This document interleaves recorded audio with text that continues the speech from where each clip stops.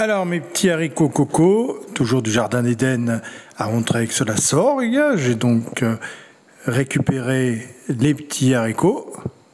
Alors j'ai mis des haricots comme ça de couleur, mais il y a aussi des haricots blancs que j'ai récoltés, hein, donc l'enveloppe est un peu jaune. Hein. Et donc j'ai récupéré les deux sortes de coco, d'haricots coco. Donc au lieu de mettre des oignons classiques et des échalotes, je mets un peu d'huile d'olive et j'ai coupé des carottes. Donc chaque carotte, je les ai coupées en 4 et en petits morceaux dans la largeur. Voilà. Donc je mets mes carottes à revenir un petit peu dans l'huile.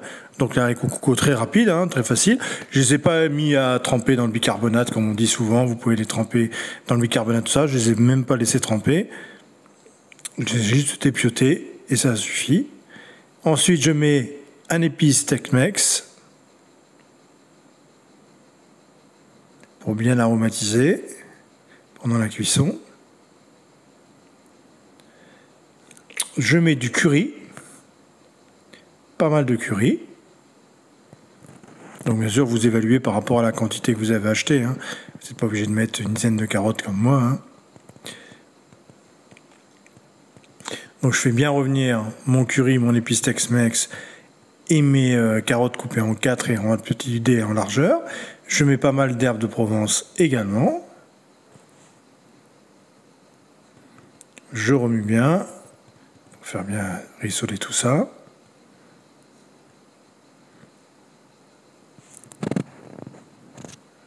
Voilà, ça a une belle couleur, ça commence à bien colorer.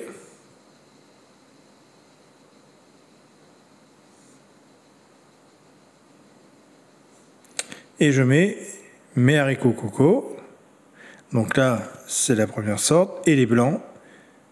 Voilà, je mélange les deux. La cuisson sera pareil, identique, hein, vous inquiétez pas. C'est des haricots coco, ça reste la même temps de cuisson. Je remue bien tout ça.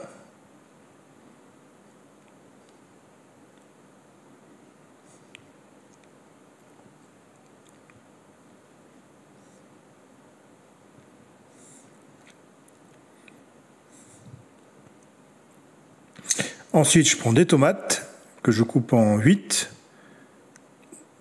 et je rajoute mes tomates et je remue. Donc là, j'avais une bonne caisse hein, d'haricots coco, hein, donc vous adaptez. Hein. Je mets du poivre, je mets pas de sel parce que je vais mettre un bouillon de volaille pour les cuire. Donc je mets pas de sel parce que le bouillon est assez.